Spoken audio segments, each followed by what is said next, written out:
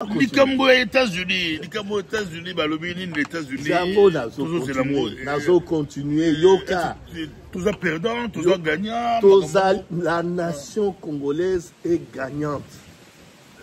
La nation. Rwanda, États-Unis et Rwanda, Congo. La nation congolaise est gagnante.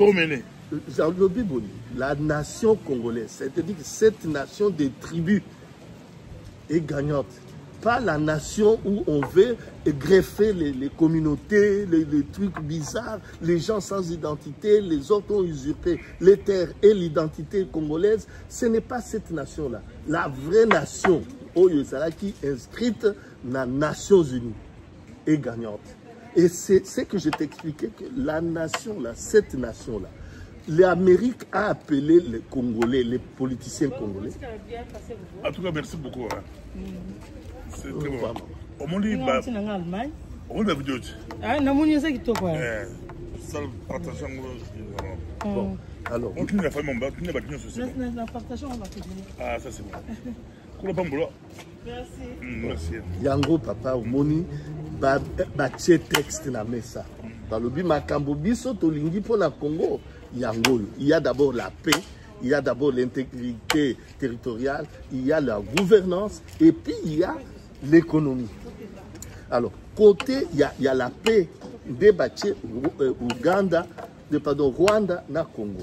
Va imposer bango texte, va signer texte. Et puis après, va ici bango texte yango yo.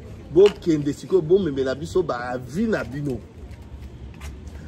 En fonction à avi na bango, yango de basali protocole ya paix provisoire, Oyo, Baza va signer le 27. Après maintenant ça, il va rester, il y aura cette histoire d'intégrité territoriale. Je crois qu'ils ont le même protocole. Alors, les Torokene Makambo, gouvernance, et aux Makambo, il faut considérer États-Unis et le Congo, États-Unis et le Rwanda séparément. Makambo ya économie ya affaires badil et apona ba minéraux et concerner le Congo et les États-Unis et les États-Unis et le Rwanda séparément. Il ne faut pas qu'on mêle tout. Alors maintenant, c'est qu'il y a président Félix a accueilli qu'au fan de l'Amérique pour brader ba minéraux à Congo. Alors batouana nanu ba comprendre l'histoire à Congo. Vous comprenez? Qui vendait les minéraux du Congo? Qui vendait les minéraux du Congo? Qui avait le contrôle sur les minéraux du Congo si ce n'est pas les États-Unis? Bozananda Mounene Wanaizala Congo, Sozacom, Société pour la commercialisation des minéraux du Zaïre, Sozacom, Société zaïroise, la commercialisation des minéraux. Immeuble Mounene Nakati à boulevard Sozacom. Nanya Tongakia. Ce n'est pas les États-Unis. Alors aujourd'hui, Boya Koloba, oh non, Félix a accueilli Kotala parce que Balingi va attacher le pouvoir. Non, les États-Unis ont toujours pris contrôle. Pourquoi le contrôle? Et il y a des comptes. Mais Baronde, M23 aujourd'hui. Non, non, tout. Papa Bobo, les choses ont toujours été comme ça. Les États-Unis ont toujours commercialisé le minerai du Congo et il y a un compte. Même du temps de Mobutu, il fallait qu'il demande de l'argent pour qu'on lui donne, qu'on lui sorte l'argent de ces comptes-là. Aussi, Mikolo, Mboka Moko et Télémé, le Congo nous doit autant. Mboka ni, Oyazana Nyongo, Oyobisoba Congolais, Tozana Nyongo Nae, à Télémé. Ils attendent. Pourquoi? Parce que bon, même les 500 milliards qu'on développer en Congo, et vous tenez la caisse, il y a Amérique, c'est l'argent du Congo. Alors, tout est à notre avantage en tant que nation, en tant que fils et filles de la nation. Alors, il ne faut pas que les gens spéculent. Oh, bah, yebi, attends, moutou, ya likambote, moukilate, bah, yako spéculer. Oh non, Félix a bradé pour avoir la pouvoir à Zanani. Tu vois. Mais pourquoi Fayulu est parti voir Félix? Parce qu'il a compris. Il a compris que non, le Makambo, la nation. L'Amérique s'est mise debout pour la nation. Parce que c'est elle qui est notre parrain dans l'Union. L'air Bassali, la résolution à l'ONU. L'air même, Manabiso, félicitations. Kayikwa Mbazako défendre le dossier à Congo. nano a silicité. L'Amérique avait déjà pris des sanctions. Mikanda nous se baso faire signer. Papa, c'est nous qui ne voulons pas faire récupérer ces coins-là. C'est notre coin. Nous avons le droit d'aller. Et oh papa, vous sommes tous en côté. Yango na ebisio que nyonso wana eza conséquence. Non, non, ba yebisi bango ba bima parce que tous ces terroristes là, il faut ba bima. O ba chef na bango, ba si ba bongiseli bango ba place na Guantanamo. Ce sont des terroristes, ils vont aller là-bas. Balinga.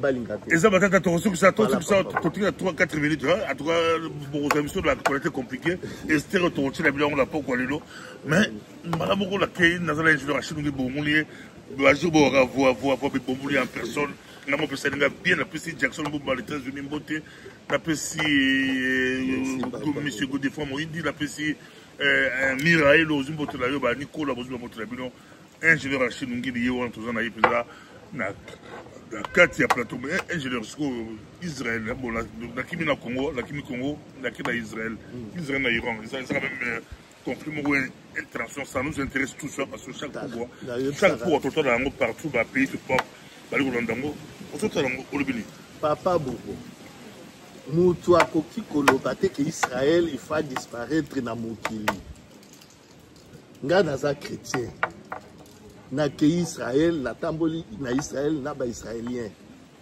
Vous comprenez? Makambo eza na Bible. Ezali makambo moko ya solo parce que même foi na ngai e mata kiler na komi kuna.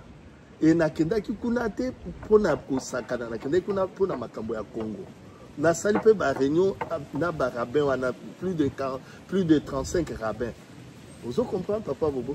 Alors Israël a disparaître, ça veut dire que Alinga effacé biso nani mémoire ya Nzambe na mutu pour aya acha royaume na des ténèbres. Inde makambo comme l'Apocalypse, non? Donc ce n'est pas faisable. Et puis si les États-Unis se mettent debout, c'est parce que les États-Unis à Zamboka ya Nzambe. Même Kindoki est légalisé aux États-Unis parce que aux États-Unis Kindoki est sa profession. Aux États-Unis na carte na yo ba commis profession ba bi sorcier. Aux États-Unis c'est ça. Mais biso bana ya Congo toye ba bien que le premier pays qui sera restauré c'est notre pays. Biso nde toko salisa Israël spirituellement pour que Israël. Mais ingénieur, on a d'accord, non, le biquet, aux États-Unis, Israël, mais Bisso, on est au bêta, Bisso, on dirait,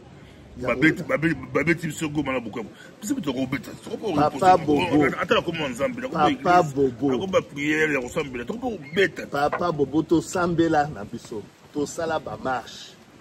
Na lobakana na micro oyoke un État ne combattra jamais ses créateurs. Un État ne peut pas combattre ses créateurs. Tu vas les combattre, c'est comme si tu es en train de scier, siège. Mais dans le cas du Congo, c'est que la nation congolaise n'a jamais refondé son État. Sur la question, pour le consensus. Il faut compter sur une minute, consensus. Papa Bobo, c'est ça la solution. Le président... Non, la Senko veut couvrir... La Senko veut couvrir les bourreaux de notre nation pour que vivre ensemble, qu'on ramène, qu'on greffe des communautés. Non. La voie du consensus, c'est...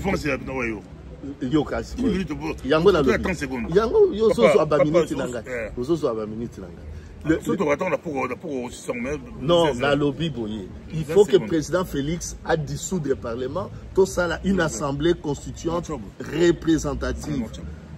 Une assemblée constituante représentative.